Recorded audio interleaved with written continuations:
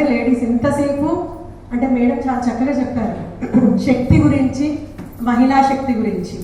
ఏంటి అంటే అసలు మనకి ఎలా స్టార్ట్ అయింది మహిళా శక్తి అనేది చాలా క్లియర్గా ఎక్స్ప్లెయిన్ చేశారు.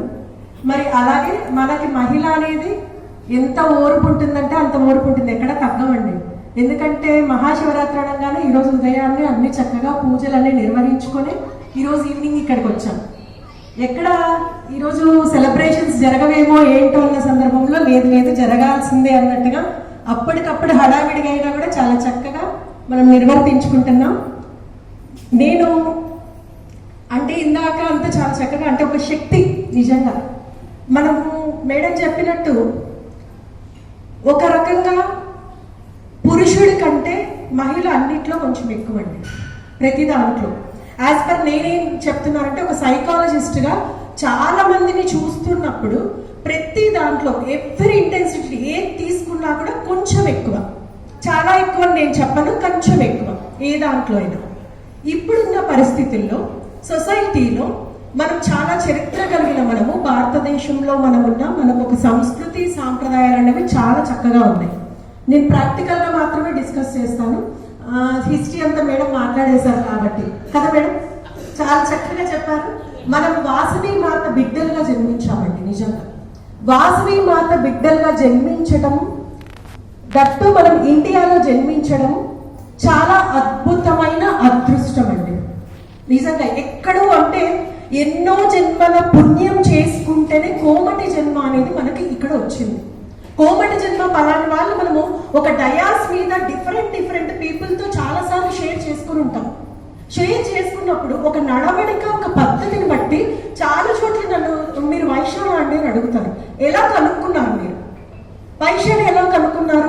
అంత కమ్యూనిటీలో అంతమంది డయాస్లో అంతమంది షేర్ చేసుకున్నప్పుడు ఎలా కనుక్కున్నారు? ఒక డిసిప్లిన్, ఒక పద్ధతి, మనం మాట్లాడే విధానము, దాన్ని బట్టి వైశ్య అన్నది ఎక్కడున్నా, దేశం కాదండి ప్రపంచంలో ఎక్కడున్నా మనల్ని చూసి కనుక్కోవచ్చు. అది నిజంగా మనము చాలా చోట్ల నాకు చాలా ఆశ్చర్యం అనిపిస్తుంది, ఎట్లా కనుక్కుంటున్నారు వీళ్ళు వైశ్య అనేసి. అంటే మనకెక్కడ ఎవరు నేర్పించారండి దీన్ని? ఈ నడవడికలు కానీ, మాట్లాడే విధానాన్ని కానీ, ఓర్పును కానీ ప్రతిదీ కూడా ఒక సంస్కృతిని, సాంప్రదాయాన్ని చక్కగా నేర్పించారు. ఇప్పుడు మన ముందున్న టాస్క్ ఏంటి? నిజంగా మనకు శక్తి ఉంది, మనకు అన్నీ ఉన్నాయి. మనకి ఇప్పుడు మన ముందున్న టాస్క్ ఏంటి? ఏమనుకుంటున్నారండి అందరూ? సూపర్ అండి. మన పిల్లలకి అదే రావాలి. అంటే రేపొద్దున మన జనరేషన్ ఇలా అంటే డిఫరెంట్గా కలిసినప్పుడు మన పిల్లలు అని ఖచ్చితంగా ఐడెంటిఫై చేయగలగాలి. మరి అలాంటి నడవడికని, అలాంటి డిసిప్లిన్ని మనం నేర్పించటంలో ముందుంటున్నాము, వెనకలు పడిపోతున్నాము. డెఫినెట్గా అండి, ఒప్పుకున్నా ఒప్పుకోకపోయినా వెనకలైతే పడిపోతున్నాము. ఈరోజు చాలా చోట్ల చాలా కౌన్సిలింగ్స్ జరుగుతున్నప్పుడు చాలా కౌన్సిలింగ్స్ వైశాఖ్ నుంచి ఎందుకు వస్తున్నాయి? ఈ రోజుల్లో అంటే గత సంవత్సరాలతో పోల్చుకుంటే ఈ 2 ఏళ్లలో ఇంకా వైశాఖలు పెరుగుతూ ఉన్నాయి. ఎక్కడ మనం ల్యాక్ అవుతున్నాం? నేను ఈరోజు తండ్రి గురించి మాట్లాడానండి, తల్లి గురించి మాత్రమే మాట్లాడతాను. ఎందుకంటే మహిళా దినోత్సవం కాబట్టి. తల్లిగా అసలు మన పాత్ర ఏంటి? కోరికలు ఎక్కువ అవుతున్నాయి. ఎవరికండి కోరికలు ఎక్కువ అవుతున్నాయండి? పేరెంట్స్ కి కోరికలు ఎక్కువ అవుతున్నాయి.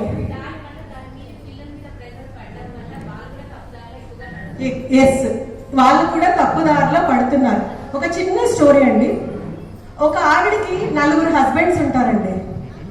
అబ్బాయి ఇదేదో బాగుంది అనుకున్నారండి, కానీ భారతీయ సాంప్రదాయం ప్రకారం భార్యకు ఒక భర్తే అండి. 4 హస్బెండ్స్ ఉన్నారు. కానీ ఆ భార్యకు మాత్రం 4వ భర్త అంటేనే చాలా ఇష్టం. ఎంత ఇష్టం అంటే అంత ఇష్టం. 3వ భర్తని ఎప్పుడు బయటికి తీసుకెళ్లి చూపించాలంటే ఆవిడకి చాలా ఎంత ఆనందమో. అలా అంటే 3వ భర్తని చూపించడానికి ఎక్కువ ఇష్టపడుతుంది ఆ భార్య. 2వ భార్యని ఎప్పుడైనా 2వ భర్తకి ఎట్లా అంటే కష్టం తనకు వచ్చింది అంటే 2వ భర్త దగ్గరికి మాత్రమే వెళ్తాడు. నాకు ఈ కష్టం వచ్చింది, నాకు ఈ కష్టం తీర్చు అని. ఇంకా లాస్ట్కి ఏంటంటే ఎవరు మిగిలారు? సూపర్ అండి, చాలా అటెంటివ్గా వింటున్నారు, నాకు అర్థమైంది. ఎవరు మిగిలారు? ఫస్ట్ భర్త అంటే తనకు అస్సలు ఇష్టం లేదండి. అస్సలు ఎందుకంటే ఫస్ట్ చేసుకుంది కదంటే బోర్ కొట్టేసాను, ఫస్ట్ చేసుకుంది బోర్ కొట్టేసింది కాబట్టి అస్సలు ఇష్టం లేదు. కానీ ఫస్ట్ హస్బెండ్ కి మాత్రం భార్య అంటే అమితమైన ప్రేమ అండి. తను ప్రేమించినా ప్రేమించకపోయినా నా జీవితం అంతా భార్య కోసమే అన్నట్టు ఫస్ట్ భర్త మాత్రం ప్రేమను మాత్రం చూపిస్తూనే ఉంటాడు. అనుకోకుండా భార్యకి ఇంకా జబ్బు వచ్చేసింది. ఆ జబ్బు తన నుంచి ఏమైపోతుందంటే లైఫే వెళ్ళిపోతుందని తెలిసిపోయింది. ఏం చేయాలో తెలియదు. వెళ్ళి ఫోర్త్ హస్బెండ్ దగ్గరికి వెళ్ళింది. ఫోర్త్ హస్బెండ్ దగ్గరికి వెళ్తే ఎందుకు నా దగ్గరికి వచ్చావు నువ్వు? నాకేం లేదు, నేను వెళ్ళిపోతానని నాకు తెలిసిపోయింది, లైఫ్ ఎండ్ అయిపోతుందని తెలిసిపోయింది, నాకు సపోర్ట్ ఇస్తావేమో అని నీ దగ్గరికి వచ్చాను. లైఫ్ ఎండ్ వెళ్ళిపోతుందని తెలిసినప్పుడు నేను ఎందుకు ఇవ్వాలి సపోర్ట్ అని చెప్తాను. సరే మళ్ళీ థర్డ్ హస్బెండ్ దగ్గరికి వెళ్ళింది. వెళ్తే థర్డ్ హస్బెండ్ అన్నాడు, నువ్వు ఎలాగో పోతున్నావు అని తెలిసిపోయింది, నువ్వు అప్పుడో పోతే కొన్ని రోజులు మనకు ఒక టైం బాండ్ అంటూ ఉంటుంది కదండి, ఆ టైం బాండ్ అయిపోతే నేను ఇంకో పెళ్లి చేసుకోవడానికి నేను ఐఎమ్ రెడీ అని చెప్తాను. రెండో హస్బెండ్ అంటాడు, ఎప్పుడో కష్టం వచ్చినప్పుడే నా దగ్గరికి వస్తావు నువ్వు, నీకెందుకు నేను వాల్యూ ఇవ్వాలి, నీకెంతసేపు ఉన్నా దహన సంస్కారాల వరకు మాత్రమే నేను నీకు తోడొస్తాను అని చెప్తాను. సరే ఇక్కడ మిగిలింది ఎవరు? First husband. ఫస్ట్ హస్బెండ్ దగ్గరికి వెళ్ళి అడిగితే, నేను జీవితమే నీ కోసం అనుకున్నాను, నువ్వు ఉన్నా లేకపోయినా జీవితం అంతా నేను నీ కోసమే బ్రతుకుతాను అని చెప్తాడు. అది ఫోర్ హస్బెండ్ స్టోరీ అండి. మన లైఫ్లో కూడా అంతే అండి, నలుగురు హస్బెండ్స్ ఉండరండి, ఖచ్చితంగా ఒకే హస్బెండే. Fourth husband is our body అండి. అవర్ బాడీ, మన బాడీకి ఎంత ప్రియారిటీ ఇస్తున్నామంటే మనము ఇంకా చెప్పక్కర్లేదండి. థర్డ్ హస్బెండ్ ఎవరండి? గెస్ చేయొచ్చు అనుకుంటున్నాను. థర్డ్ హస్బెండ్ మన స్టేటస్, మనీ అండి. చాలా వాల్యూ చేస్తుంటాం మనం. మన స్టేటస్, నేను ఇంత, నా కథ ఎంత అని మాట్లాడేస్తూ ఉంటాం.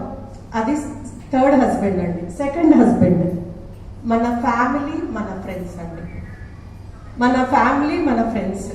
ఎక్కడి వరకు వస్తా ఉన్నాడు సెకండ్ హస్బెండ్? ఎంతసేపు ఉన్నా నీ దహన సంస్కారాల వరకు మాత్రమే నేను వస్తాను. ఎవరైనా సరే, ఎంత క్లోజ్ రిలేటివ్స్ అయినా, ఎంత క్లోజ్ ఫ్రెండ్ అయినా, బిడ్డలైనా, భర్త అయినా, ఇంకొకరు ఎవ్వరైనా అవనివ్వండి, ఎంత దాకా మనకు తోడొస్తారండి? దహన సంస్కారాల వరకు మాత్రమే మనకు తోడుంటారు. ఎంత ప్రేమను ఉండనివ్వండి. ఇంకెవ్వరు అయ్యుండొచ్చప్పా ఫస్ట్ హస్బెండ్, ఎవరు అయ్యుండొచ్చు ఫస్ట్ హస్బెండ్. అయిపోయారు, అందరూ అయిపోయారు. ఎందుకంటే మనం చాలా వాల్యూ ఇచ్చే, మన బాడీ అయిపోయింది, మనీ అయిపోయింది, స్టేటస్ అయిపోయింది, నా పేరు, నా ఊరు, నేను ఇంత గొప్పది ఎంత చెప్పేస్తుంటామంటే నేను నేను నేను నేను నేను అనే అహంకారం ఉంది చూసారా, అది థర్డ్ హస్బెండ్. అయిపోయింది, అదే అయిపోయింది. నేను పోయాడు, ఫ్యామిలీ అయిపోయింది, ఫ్రెండ్స్ అయిపోయింది. ఎవరు ఫస్ట్ హస్బెండ్? ఆత్మ, బో. ఇంకా మనస్సాక్షి. చాలా చాలా పెద్ద పదాలు ఇస్తున్నాయండి. ఆత్మ, మనస్సాక్షి.